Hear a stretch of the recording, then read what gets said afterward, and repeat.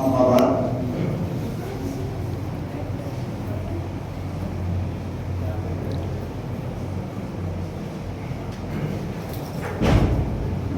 نواقض اسلام میں 7واں ناقض اسلام کی بات چل رہی تھی، جس میں محمد بن عبد الوہاب رحمۃ اللہ علیہ نے جادو کے متعلق کچھ اہم باتیں ذکر کیا، جس میں یہ بتایا کہ جادو کا سیکھنا، سکھانا اور اس پر عمل کرنا، اور اگر کوئی جادو کرتا ہے تو اگر آپ اس کی جادو سے راضی ہیں تو وہ دائرۂ اسلام سے خارج ہو جاتا ہے۔ کل جو بات چلی تھی کہ جادو کرنے والے کا کیا حکم ہے، اس کا حکم یہ ہے کہ اس کو قتل کیا جائے گا، اس کی توبہ قابل قبول نہیں ہے تو کیا کہیں گے، بلکہ ہر صورت میں اس کو قتل کرنا اور اس کا حد جاری کرنا ضروری ہے۔ اب ایک سوال یہ ہوتا ہے کہ اگر کسی آدمی کو جادو ہو جائے، ہوتا ہے تو اگر کسی آدمی کو جادو ہو جائے تو پھر وہ علاج کیسے کرے؟ کبھی کبھی جادو کا علاج کرنے کے لیے ہم لوگ جادوگروں کے پاس چلے جاتے ہیں اور ان سے علاج کراتے ہیں، اور کبھی کبھی ان کے علاج سے انسان ٹھیک بھی ہو جاتا ہے۔ تو کیا ایسا کرنا صحیح ہے؟ کہتے ہیں کہ اس میں شک ہے کہ جادو ایک اذیت اور بیماری ہے جس کے لیے علاج درکار ہے، اور اللہ تعالیٰ نے جو بھی بیماری اتاری ہے اس کا علاج بھی اتارا ہے۔ کوئی بھی ایسی بیماری نہیں جس کا علاج اللہ تعالیٰ نے نہیں اتارا ہے، بلکہ ہم صحیح طریقے سے اگر اس علاج تک پہنچ جائے تو انشاءاللہ اگر اس بیماری پر ہماری شفا ہوتی ہے تو اللہ ضرور شفا دے گا۔ تو ہم سیر زدہ یعنی جادو اگر کسی کو ہو گیا ہے، علاج کیسے کریں؟ اس کا علاج کیسے کریں؟ کہتے ہیں کہ ہم اس کا علاج شرعی رقیہ کے ذریعہ کریں گے، شرعی رقیہ کے ذریعہ کریں گے۔ نبی کریم صلی اللہ علیہ وسلم کا علاج بھی رقیہ کے ذریعہ کیا گیا تھا، دعا اور شرعی دواؤں کے ذریعہ کیا جائے گا، یعنی رقیہ کرنے کے ذریعے سے یا شرعی دواؤں کے ذریعے سے یا دعا کے ذریعے سے۔ اللہ کے نبی صلی اللہ علیہ وسلم نے جو مشہور دعائیں سکھائی ہیں اس دعا کو پڑھ کر کے، اسی طرح سے سورہ بقرہ وغیرہ کی تلاوت کر کے، اور دیگر اگر صحیح دوائیوں کا استعمال کر کے ہم اس کا علاج کریں، اس میں کوئی حرج نہیں، کیونکہ یہ صحت زدہ کا علاج اللہ عزوجل کے مشروع کردہ امور کے ذریعہ ہے، اور اللہ تعالیٰ نے بھی جو بھی بیماری اتاری ہے اس کا علاج بھی اتارا ہے۔ رہا مسئلہ جادو کا علاج، اسی کے مثل جادو کا ذریعہ کرنا تو یہ ناجائز ہے۔ اگر جادو کا علاج ہم چاہتے ہیں کہ فلاں آدمی جادو کے ذریعے سے ہمارا علاج کر سکتا ہے تو پھر ہم اگر وہاں چاہتے ہیں تو یہ ناجائز ہے، نہیں کر سکتے، حرام ہے، کیونکہ اللہ کے حرام کرنا امر کے ذریعہ علاج کرنا بھی حرام ہے، بلکہ کفر کے ذریعہ علاج کرنا ہے۔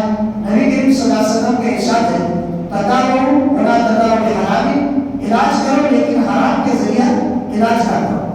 اگر کوئی حرام چیز کے ذریعے سے ہم علاج کرنا چاہتے ہیں تو پھر اس کا علاج نہ کریں۔ اور جادو نہایت عظیم حرام کو ہے، بلکہ کفری عمل میں سے جس کا ارتکاب کرنے والا دائرۂ اسلام سے خارج ہو جاتا ہے۔ ایسی صورت میں ہم جادوگروں کے پاس جا کر اس کا علاج کرنا یہ سراسر حرام ہے، ناجائز ہے۔ ہم صحت زدہ کا علاج اس کے ذریعہ کیسے کر سکتے ہیں؟ عبداللہ بن مسعود رضی اللہ عنہ فرماتے ہیں کہ یقیناً اللہ تعالیٰ نے ان چیزوں میں تمہاری شفا نہیں رکھی ہے، اس میں شفا نہیں ہے۔ وقتی طور پر دنیاوی اعتبار سے اگر اس کو شفا مل بھی جائے تو اخروی اعتبار سے اس کا ایمان ختم ہو جائے گا، اور آخرت میں اس کو سزا ضرور ملے گی، کیونکہ اس نے جادوگروں کے پاس گیا ہے۔ تو جس علاج سے ہماری آخرت بگڑ جائے تو وہ علاج وہ شفا کیسے ہو سکتی ہے؟ تو کہتے ہیں کہ شفا نہیں رکھی ہے، جنہیں تم پر حرام قرار دیا گیا ہے، اور چونکہ جادو سخت ترین حرام امور میں سے، لہٰذا ہمارے لیے اس سے صحت زدہ کا علاج کرانا جائز نہیں ہے، بلکہ ہم صحت زدہ کا علاج بھی انہیں چیزوں کے ذریعے سے کریں گے جن سے دیگر امراض کا علاج کراتے ہیں۔ کیسے؟ نمبر 1 قرآن مجید، سورہ بقرہ وغیرہ کی تلاوت سے، قرآن کی تلاوت سے، معوذتین کی تلاوت سے، یا آیت کرسی کی تلاوت سے، سورہ فاتحہ کی تلاوت سے، اس کے ذریعے سے ہم یعنی جادوگروں کا علاج جو جس کے اوپر صحت زدہ جادو ہو چکا ہے اس کا علاج کریں۔ نمبر 2 دعاؤں کے ذریعہ، دعاؤں کے ذریعہ تب کریں، جیسے مشہور دعا اللہ کے نبی صلی اللہ علیہ وسلم نے نظر بد کی دعائیں اور دیگر دعائیں اور بخار آنے پر دعا کیا. اللہ کے نبی صلی اللہ علیہ وسلم نے بہت سے صحیح مشہور دعائیں سکھائی ہمیں. ان دعاؤں کے ذریعے سے ہم علاج کر سکتے ہیں. اور شرعی معاوضات یعنی شرعی معاوضات کا مطلب یہ ہوتا ہے کہ قل اعوذ برب الفلق قل اعوذ برب الناس، اس کو پڑھ کر کے ہم اپنے آپ کا علاج کرا سکتے ہیں. اگر ہم خود نہیں جانتے کسی کو کہہ کر کے آپ اسے علاج کروا سکتے ہیں. تو اس طرح سے مباح دواؤں کے ذریعہ اگر کوئی ایسی دوا ہے جو جائز ہے تو اس دواؤں کے ذریعے سے آپ علاج کر سکتے ہیں. سیر سزا کے علاج بھی اسی سے کیا ہے، اس کے برخلاف یعنی معاوضے کے خلاف یا قرآن کے خلاف اگر جادوگر کے پاس جا کر آپ کرنا چاہتے ہیں تو علاج کی جواز کی جو بات کی جاتی ہے وہ باقی رہے اور بند ہو جائے. اس سے اپنانا جائز نہیں ہے، کیونکہ وہ کتاب و سنت کے شرعی دلائل کے خلاف ہے. بلکہ واجب ہے کہ مسلم معاشرے کو جادو کرو اور ان کے کاموں سے پاک کریں. اگر ہمارے علاقے میں کوئی ایسا جادوگر ہے تو ہم اس کو بتائیں وہاں سے اور اس کو روکنے کی کوشش کریں. اگر طاقت ہے انہیں لوگوں کے درمیان شہر میں نہ رہنے دیا جائے کہ وہ لوگوں کے درمیان جادو کی نشو سان کریں، بلکہ ان سے لڑنا اور ان کا خاتمہ کرنا مسلمان پر ضروری ہے اگر وہ استطاعت رکھتا ہے. جو اور جس کے بارے میں پتہ چل جائے کہ وہ جادو کا کام کرتا ہے اسے عدالت میں پیش کیا جانا چاہیے تاکہ اسے اپنے کیے گئے سزا ضرور ملے اور تاکہ بندوں اور شہروں کو ان سے راحت ملے. اگر ہم اس طرح سے کر سکتے ہیں تو جادوگروں کو روک سکتے ہیں. اگر طاقت کے اللہ تعالیٰ نے تو ضرور کوشش کریں تاکہ شہروں کو اور ہمارے گھر کا جو ماحول بگڑا ہوا ہے اس ماحول میں جادو کا اثر نہ جائے جس کی وجہ سے ان کو راحت مل جائے تو ان کو روکنا چاہیے. ہمیں ان کے لیے موقع فراہم کرنا، انہیں بلوانا یا ان کا دفاع نہیں کرنا چاہیے. کبھی کبھی ہم بلوا لیتے ہیں کسی سے جادوگروں کو اپنے علاج کرنے کے لیے. شریع اللہ تعالیٰ نے قرآن مجید کی شفا رکھی، دعا کی شفا رکھی اور اسی طرح سے دوا کی شفا رکھی. اگر قرآن مجید پڑھنے کے باوجود بھی ہمیں شفا نہیں ملا اور اسی طرح سے دعا پڑھنے کے باوجود بھی نہیں ملے تو پھر ایسی صورت میں ہماری کوئی خدائی ضرور ہے جو ہم خدائی کریں. ورنہ قرآن مجید تو شفا ہے. ورنہ قرآن بابا شفا، اللہ نے کہا کہ قرآن مجید ایک شفا ہے. اگر قرآن کے ذریعے سے ہمیں شفا نہیں ملا تو پھر ایسے سے ہمارے اندر کچھ ہوتا ہے.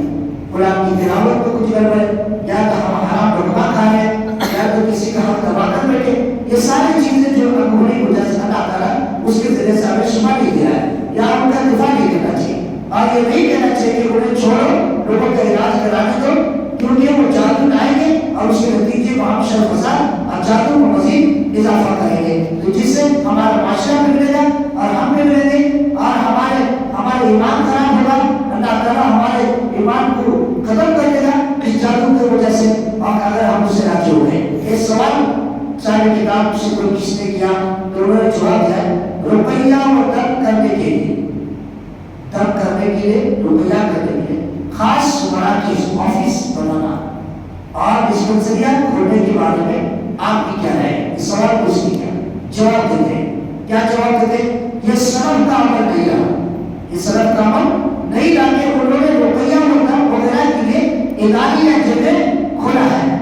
کسی بھی سلف نے یہ نہیں کیا کہ اس کے لیے روپیہ کے لیے سینٹر کھولا جائے یا ڈسپنسریاں کھولی جائے یا آفس کھولا جائے، وہاں پر باضابطہ ہمارے نمبر پلیٹ لگایا جائے اور پھر یہ بتایا جائے کہ ہر قسم کا جو جادو سر چلا اس کے علاج ہوتا ہے.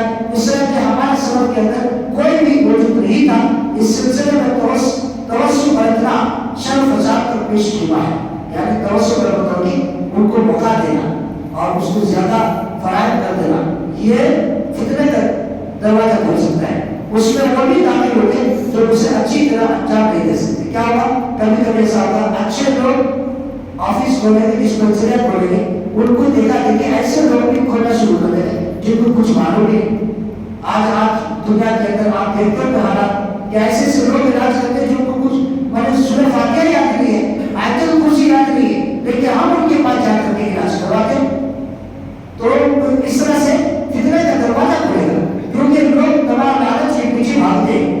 کیونکہ اس سب سے زیادہ پیسہ اسی میں ابھی میں آپ سے ایک سوال 10 روپے سوال مانگو تو آپ دینے کے لیے جلدی سے تیار نہیں ہو، لیکن آپ سے میں یہ کہہ دوں کہ آپ کے گھر میں خیر برکت دیا ہوگا اور آپ کے بچوں کو ٹھیک کر دوں گا تو آپ 10 کے 10 لاکھ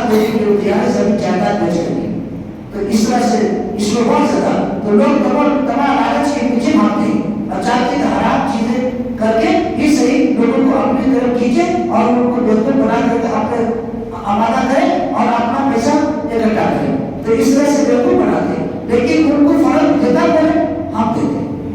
اگر ہم ان کے پاس جاتے ہیں اور ان کو کہتے ہیں تو پھر ایسی صورت میں وہ کیا ہوتا ہے, وہ موقع کا فائدہ اٹھا کر کے ہمارے جیبیں خالی کرنے لگتا ہے.